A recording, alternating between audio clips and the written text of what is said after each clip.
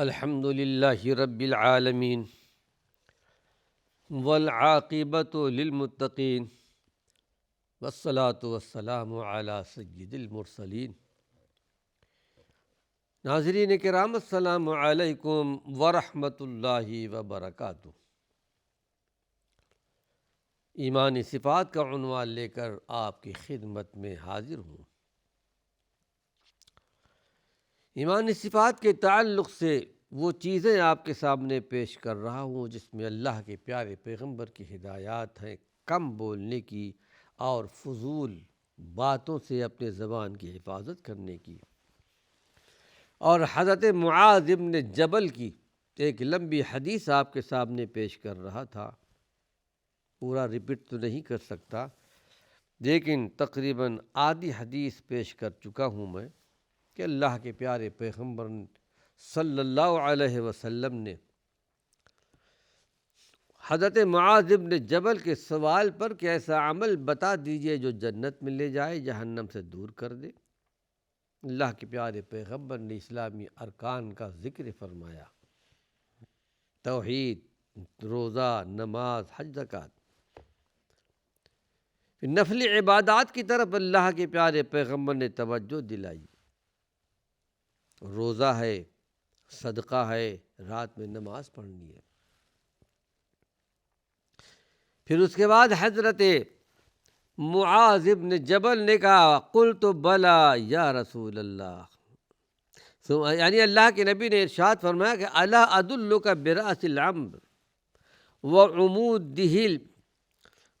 وعمودہ الصلاۃ ذروۃ استسنامہ۔ اللہ کے نبی نے ارشاد فرمایا کہ اے معاذ بن جبل، کیا میں تم کو نہ بتاؤں معاملے کا سر، یعنی اصل معاملہ، کہ الاسلام یعنی آپ نے اسلام ارشاد فرمایا کہ اسلام یہ گویا سر کا مقام رکھتا ہے۔ اسلام سر کا مقام رکھتا ہے۔ جس طرح کہ ایک آدمی، اس کا اگر سر نہ ہو، ہاتھ ہے، پیر ہے، سب کچھ ہے، لیکن سر نہیں ہے، وہ آدمی بیکار ہے۔ اسی طرح ایک آدمی اسلام کو نہیں مانتا، ایک آدمی اسلام کو قبول نہیں کرتا، تو اس کا سارا جسم بیکار ہے، اس کا کوئی دین نہیں ہے۔ تو گویا اللہ کے پیارے پیغمبر نے ارشاد فرمایا کہ دین میں اسلام کا مقام وہی ہے جو پورے بدن کا سر کے معاملے میں ہے۔ بغیر سر کے سارا جسم بیکار ہے۔ اس طرح بغیر اسلام کے تو پورا دین بیکار ہے، کوئی عمل قبول نہیں کیا جائے گا۔ ہر عمل اسلام کے ساتھ ہے، دین توحید کے ساتھ ہے۔ قرآن حکیم میں اللہ نے بیان کیا ہے، سورہ کہف کے آخر میں یہ آیت آپ کو ملے گی، ہمارے پیغمبر کیا میں بتا دوں جن کے اعمال قیامت کے دن بالکل بیکار ہوں گے، جو بھی نیکیاں کیے ہوں گے سارے کے سارے بیکار ہوں گے، ان کے عمل کی کوئی قیمت نہیں ہوگی، ان کے سارے عمل برباد جائیں گے، اس لیے کہ انہوں نے جو اسلام کا جو سر ہے، وہ اسلام کو ان لوگوں نے چھوڑ دیا ہے، اسلام کو تسلیم نہیں کیا۔ ایک مرتبہ حضرت عائشہ صدیقہ نے سوال کر لیا تھا، اے اللہ کے نبی ذرا یہ بتائیے کہ جاہلیت کے زمانے میں عبداللہ بن جدعان بہت نیک کام کیا کرتے تھے، مہمان نوازی کیا کرتے تھے، غریبوں، یتیموں، مساکین کا خیال رکھتے تھے، کیا قیامت کے دن اس کا عمل کام آئے گا؟ آپ نے ارشاد فرمایا کہ جاہلیت کے زمانے میں اس نے کبھی ایک مرتبہ بھی اللہم اغفر لی نہیں کہا، اللہ مجھے معاف کر دے۔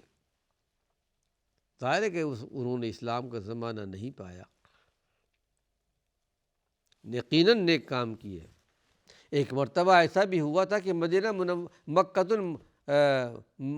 مکے کے اندر ایک آدمی آیا، اپنا سامان بیچا عمرو بن عاص کے والد نے عاص بن وائل کے ہاتھوں، قیمت ادا نہیں کی، چلا گیا اپنے گھر میں۔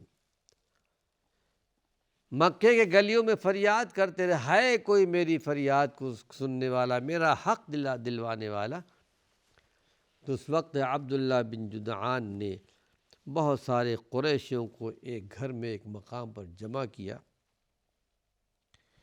اور اس میں یہ فیصلہ کیا گیا، چاہے کوئی مکے کا رہنے والا ہو یا مکے سے باہر کا رہنے والا ہو، آئے حج اور عمرہ کے لیے، اگر کسی پر ظلم کیا جائے تو اس کو بدلہ دلوایا جائے، اس کا حق دلوایا جائے۔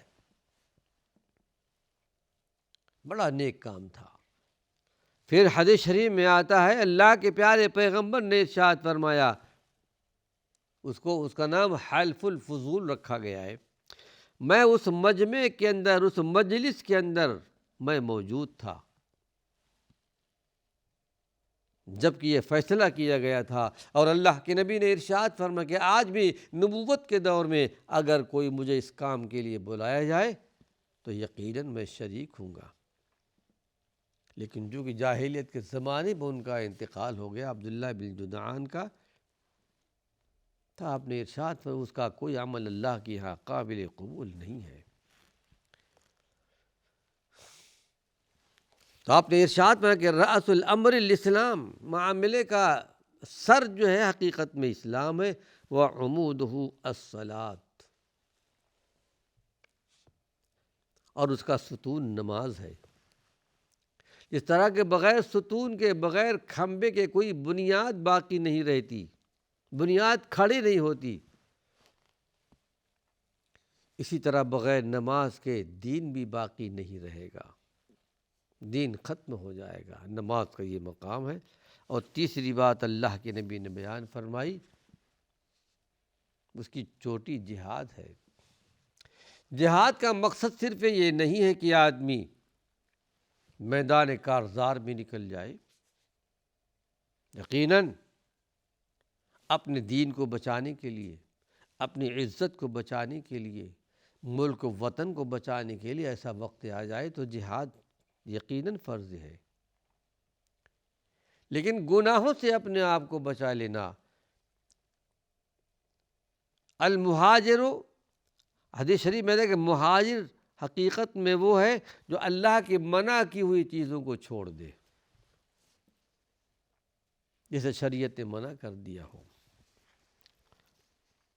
اب اس کے بعد اللہ کے پیارے پیغمبر نے فرمایا، ثم قال الا اخبرک بملاک ذلک کلہ، اے معاذ بن جبل، میں تمہیں وہ چیز بتا دوں جس پر گویا ان سب کا دار و مدار ہے۔ جو نیکیاں بتائی گئی، ایمان ہے، توحید ہے، روزہ ہے، نماز ہے، اور جو خیر کے دروازے آپ نے بتائیں، ان کی حفاظت کس طرح ہوگی، یہ عمل کس وقت قبول کیے جائیں گے، بڑی اہم بات اللہ کے نبی نے بیان فرمائی۔ آپ نے ارشاد فرمایا، قلت بلا یا نبی اللہ، معاذ بن جبل کہتے ہیں کہ ہاں، میں نے کہا اللہ کے نبی ضرور بتائیے، وہ کون سی چیز ہے جو ان تمام اعمال کی حفاظت کرے گی؟ روزہ، نماز، حج، زکوٰۃ، سارے نیکیوں کے دروازے ہیں۔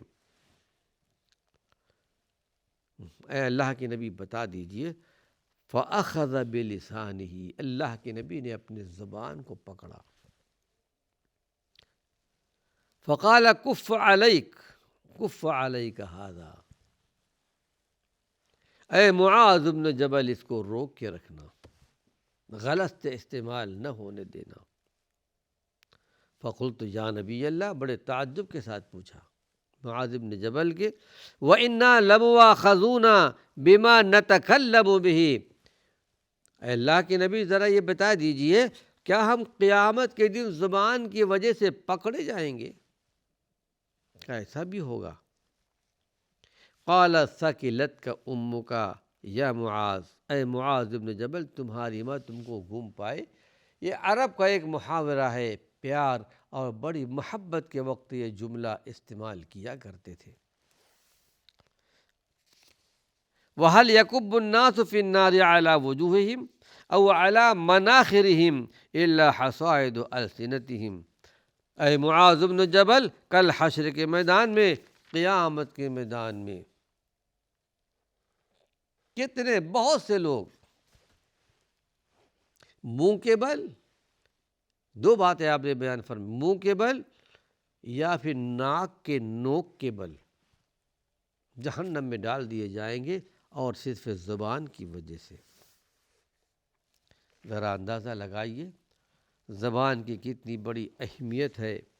اللہ سے دعا ہے پروردگار عالم خالق کائنات ہم کو اور آپ کو زبان کی حفاظت کرنے کی توفیق نصیب فرمائے۔ حقیقت میں ناظرین کرام، آج بھی ہر دیکھنے والا بچشم خود دیکھ سکتا ہے جو بڑے بڑے گناہوں کی وبا ہے اور عام ہے، اور اس سے بہت کم لوگ بچتے ہیں۔ ان کا تعلق زیادہ تر زبان ہی سے ہے۔ فارسی میں ایک شعر کسی نے کہا ہے، ہرچے بر آدمی برست زیاں، آدمی پر جو تکلیف پہنچتی ہے حقیقت میں وہ آپ نے ارشاد یعنی کہا کہ ہما از آفت زباں برست، وہ صرف زبان کی وجہ سے پہنچتی ہے۔ اور کسی عربی شاعر نے کہا ہے، جراحات السنان لہ التیام ولا یلتام ما جرح اللسان۔ اگر کسی کو تلوار کے نیزوں سے تکلیف پہنچائی گئی ہے اور زخمی کیا گیا ہے تو تلوار کا زخم مندمل ہو جاتا ہے، علاج کرنے سے ٹھیک ہو جاتا ہے، لیکن ولا یلتام ما جرح اللسان، لیکن زبان سے اگر کسی کو تکلیف پہنچائی گئی اور کسی کو زخمی کیا گیا ہے زبان سے، تو وہ مندمل نہیں ہوتا، زندگی بھر یاد کرتا ہے، فلاں زمانے میں فلاں وقت اس نے مجھے ایسا اور ایسا کہا تھا۔ ناظرین کرام، اس سلسلے میں اور کچھ حدیث آپ کے سامنے پیش کر رہا ہوں۔ اخلاقیات میں کم بولنا اور پھر فضول باتوں سے اپنی زبان کی حفاظت کرنا۔ ایک حدیث جس کو امام ترمذی رحمۃ اللہ علیہ نے روایت کیا ہے ابو سعید خدری رضی اللہ عنہ سے، رفعہ یعنی اس کو مرفوع روایت کیا ہے، گویا اللہ کے نبی صلی اللہ علیہ وسلم سے کہتے ہیں کہ اللہ کے نبی نے ارشاد فرمایا، اذا اصبح ابن آدم، جب بندے مومن صبح کرتا ہے، صبح تو ہر ایک کی ہوتی ہے، کافر کی، مشرک کی، بددین کی، بدعتی کی، لیکن مومن، یہاں ابن آدم کا ذکر آتا ہے، کوئی بھی ہو، اذا اصبح ابن آدم، کسے باشد کوئی بھی ہو، جب ابن آدم صبح کرتا ہے، فإن الأعضاء كلها تكفر اللسان، جسم کے جتنے اعضاء ہیں وہ سارے کے سارے کہتے ہیں زبان سے۔ ظاہر ہے ہم نہیں سن سکتے، لیکن ہمارے نبی نے ارشاد فرمایا، زبان قال سے ہو یا زبان حال سے ہو، جو بات ہمارے نبی نے کہہ دی حقیقت پر مبنی ہے۔ سارے اعضاء زبان سے کہتے کہ اتق اللہ فینا، اے زبان ہمارے بارے میں اللہ سے ڈرتی رہنا۔ فإنا نحن بک، ہم تمہارے ساتھ جڑے ہوئے ہیں۔ ظاہر ہے کہ جسم کا ایک حصہ زبان بھی ہے۔ ہر صبح میں جسم کے سارے اعضاء زبان سے کہتے ہیں ہم تمہارے ساتھ لگے ہوئے ہیں۔ فإن استقمت استقمنا، اے زبان اگر تو سیدھی رہی تو ہم پورے اعضاء سیدھے رہیں گے۔ وَإِنْ اعْوَجَجْتَ اعْوَجَجْنَا، اے زبان اگر تو ٹیڑھی ہو گئی تو ہم ٹیڑھے سب ٹیڑھے ہو جائیں گے۔ یعنی اس کی تکلیف پیر کو بھی ہوگی، ہاتھ کو بھی ہوگی، اور دوسرے جسم کے اعضاء کی ہوگی۔